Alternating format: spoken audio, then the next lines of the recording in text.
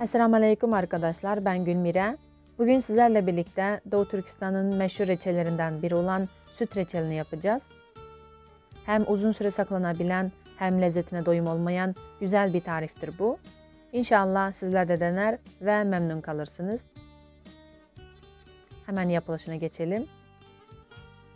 Yaklaşık 3 litre kadar sütümü tencereme aldım. Ben köy sütü kullandım. Siz bulamazsanız paket süt de kullanabilirsiniz.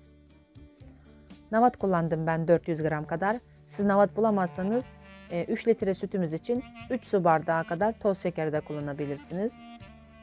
Navat Doğu Türkistan'da toz şekeri yerine kullanılan şekerlerimizden biridir. Doğu Türkistan'da Uygur Türkleri, Orta Asya'daki birçok ülkelerde yaygınca açık çaylarımızın yanında beraberinde ikram edilen güzel bir şekerdir bu. Toz şekerin özünden yapıldığını biliyorum. Artık Türkiye'de de bu geleneğimizi hala sürdürüyoruz. Bazı Uygur Türklerimiz sağ olsunlar bu şekerleri yapıp satmaya başladılar. Orijinal tarifinde navatla yapıldığı için ben de size navatla yapılanı göstermek istedim. Sadece süt ve navattan yani şekerden yapılan bir reçeldir bu. Türkiye'de birçok yerde artık süt reçeli satıldığını biliyoruz. Ama vanilya ekleniyor Türkiye'de. Bazı tariflere baktığımda nişasta da eklendiğini gördüm. Yani orijinal tarifinde sadece şeker ve sütten yapılır.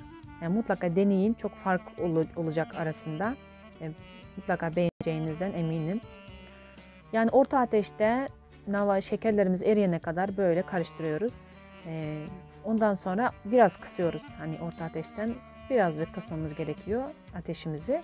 Ve böyle ara ara karıştırarak sütümüzü kaynatıyoruz. Yaklaşık bir 3 saat kadar kaynadı benim sütüm ve sonrası gelen son hali buydu. Ben biraz koyu sevdiğim için biraz fazla kaynatmış bulundum. Siz kıvamına göre yine bunu ayarlayabilirsiniz. Yaklaşık 1 litre kadar reçel çıktı benim 3 litre sütümden. Biz buna süt reçeli demiyoruz, eğris diyoruz memleketimizde. Daha çok kuzey bölgelerindeki Doğu Türkistan'ın şehirlerde kahvaltılarında mutlaka eksik olmayan bir reçeldir bu.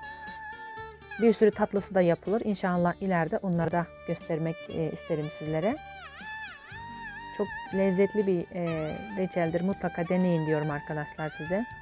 Deneyen herkes için şimdiden afiyet olsun. Allah'a emanet olun diyorum.